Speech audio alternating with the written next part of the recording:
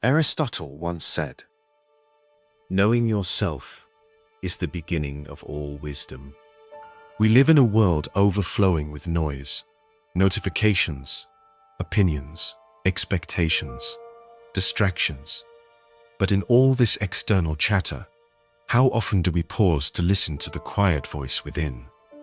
Today, we're diving into something that may be simple in concept, but radical in practice. Self-reflection. Not just thinking, but thinking about your thinking. Not just feeling, but examining your feelings. This is not self-obsession. This is not overthinking. This is the doorway to understanding who you truly are, beneath the habits, the reactions, the noise. Let's step through that doorway together. What is self-reflection, really? Let's start by clearing something up. Self-reflection is not just journaling. It's not just meditation. It's not even just thinking deeply. It's a conscious pause to ask, why do I feel what I feel? Why did I act the way I did? What motivates me beneath the surface? What patterns do I keep repeating? Socrates once said, "The unexamined life is not worth living." That's a bold claim, but maybe what he meant is this: an unexamined life leads us to live by default, not by design. Self-reflection gives you back the reins. It lets you respond, not just react. It gives you a map to navigate your inner world, the most important territory you'll ever explore. Let's look at why we avoid self-reflection. If self-reflection is so powerful, why do so few people practice it? One word: discomfort. Looking inward can be painful. We don't always like what we see. Regret, shame, guilt, confusion, contradiction, dreams we've ignored, and parts of ourselves we've abandoned.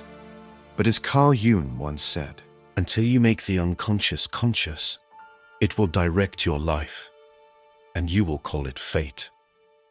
Avoiding the mirror doesn't mean the flaws disappear. It means we walk through life blind to them. Self-reflection isn't about judgment. It's about clarity. It's not about perfection. It's about honesty. And honesty is where growth begins. Let's talk about the benefits of self-reflection in depth by exploring the profound benefits of consistent self-reflection. 1. Emotional intelligence. Understanding your emotions is step 1 to managing them. When you reflect, you start to recognize what triggers your anger, what soothes your anxiety, what gives you joy. This awareness is the foundation of emotional mastery. 2. Better decision-making. When you're clear on your values, your goals, your motivations, decisions become easier. Reflection clears the mental fog. It reduces regret. It sharpens intention. 3. Improved relationships. Self-reflection helps you see your role in conflict, your expectations, your projections. When you understand yourself, you stop demanding that others complete you. You start meeting them from wholeness. Personal growth and change. Real change starts with awareness. Want to break a habit? Start by asking, why do I keep doing this? Want to become more confident? Ask, what belief am I carrying about my worth? Self-reflection makes change possible because it connects cause with effect. Lastly, sense of purpose and meaning. Philosopher Viktor Frankl, a Holocaust survivor, wrote, "When we are no longer able to change a situation, we are challenged to change ourselves." Self-reflection helps you find meaning even in suffering. It connects your past to your future with insight. It's how your life stops being random and starts being purposeful. Let's look at some philosophers on self-reflection.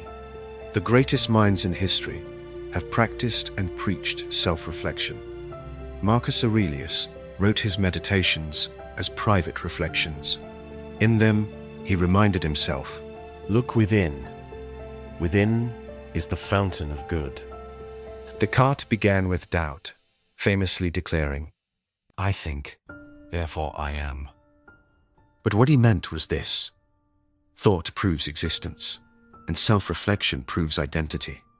Nietzsche challenged us to become who we are, a process that demands ruthless self-honesty. These weren't abstract ideas. These were tools for living. Let's look at how to practice self-reflection, a practical guide. Let's make this real. Here are practices to integrate self-reflection into your daily life. 1. Daily journaling. Not just recounting your day, but asking, what did I feel most strongly today? What surprised me? What did I avoid and why?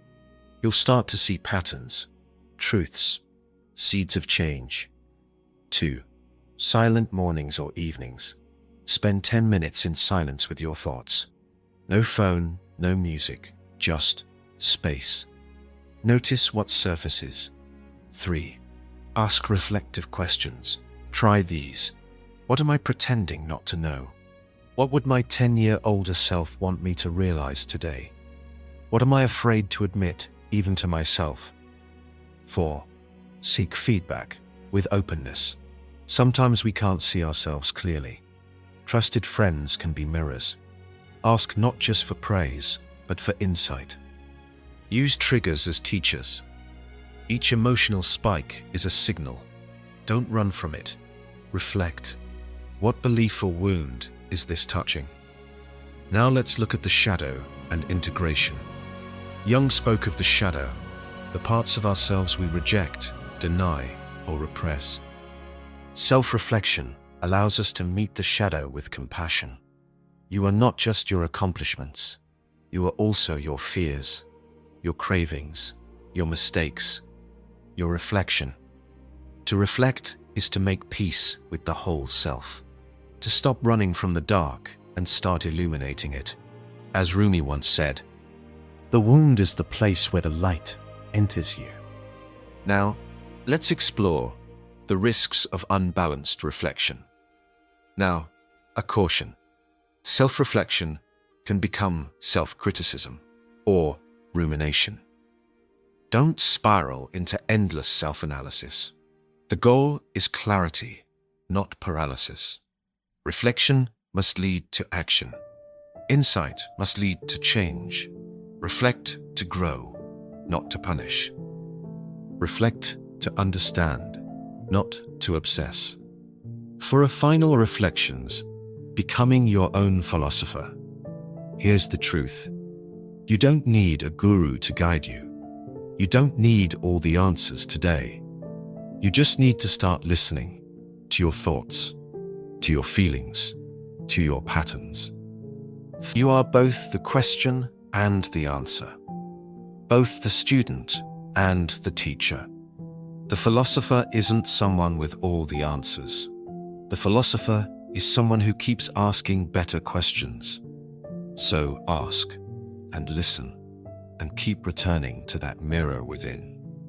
Because the greatest journey you'll ever take is the one where you finally meet yourself.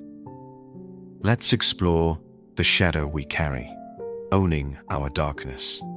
By making the darkness conscious, Carl Jung once said, "One does not become enlightened by imagining figures of light, but by making the darkness conscious." We often believe that self-reflection is about finding the good within us, and it is. But just as importantly, it's about facing the shadows. The things we've buried, the habits we deny, the anger, envy, and fear we pretend not to feel. Jung's concept of the shadow self tells us that these hidden aspects of ourselves aren't simply flaws. They're exiled truths, pieces of our psyche we've disowned. But what if your anger holds the key to your boundaries? What if your envy is pointing you toward your deeper desires? In reflection, we meet these inner exiles, not to judge, but to understand.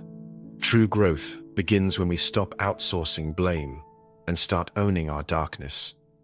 The reflective mind is not afraid of shadows. It knows that integration, not perfection, is the real path to wholeness. So ask yourself, what part of me have I been running from? And what might happen if I welcomed it back? Now let's explore the mirror of relationships, seeing ourselves through others. Other people are mirrors in which we can see ourselves, not as we wish to be seen, but as we are. Epictetus, paraphrased. Self-reflection doesn't happen in isolation. Ironically, one of the clearest views of ourselves is offered not in silence, but in relationship. That annoying colleague, a reflection of your patience.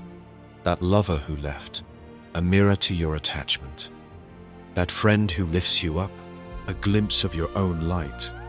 We often misunderstand relationships as merely emotional exchanges, but they're also philosophical tools, living, breathing Rorschach tests that reveal what we value, fear, or long for. The Stoics remind us, if someone insults you, pause before reacting. ask, what part of me is affected? This is self-reflection in motion. It is not a retreat from life, but a mindful presence within it. The people in your life are not just passing characters. They are teachers, each one offering a lesson, if only we'd stop, reflect, and listen. Let's explore the questions that change us. Living the inquiry. Socrates once said, "The unexamined life is not worth living." Philosophy begins not with answers, but with questions. The same is true for self-reflection. The quality of your life is shaped by the quality of questions you dare to ask yourself.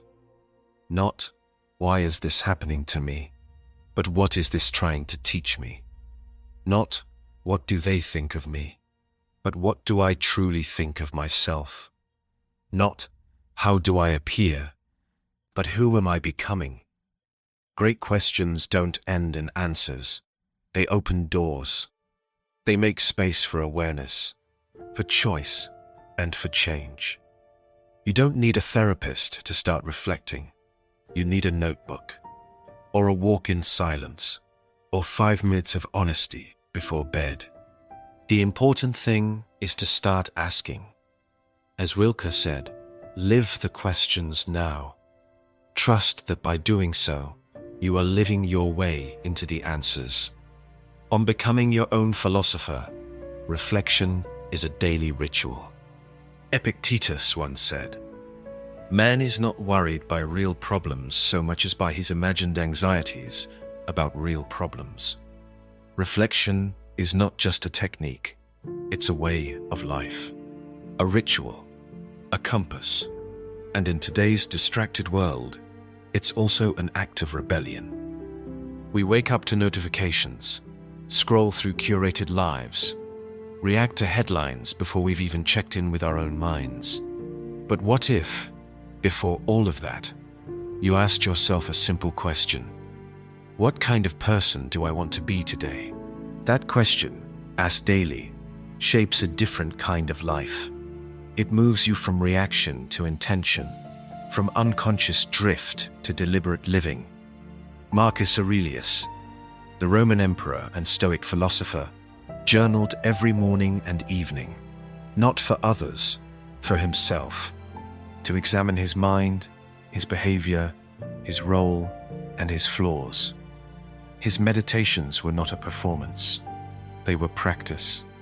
You too can become your own philosopher. You don't need a toga or a title, just the courage to pause, to look within, and to live with the kind of thoughtfulness that makes your presence and your choices truly your own. So, what if every moment of stillness was an opportunity to return to yourself? What if reflection wasn't a luxury, but a form of wisdom, freely available? What if you started today? This is not the end of your reflection. It's the beginning. If this reflection sparks something in you, consider sharing it. Leave a comment with your favorite reflective practice. Also, please like, subscribe, and turn on notification to get notified when upload. And above all, don't just live, reflect. Until next time, stay curious, stay awake, and keep becoming.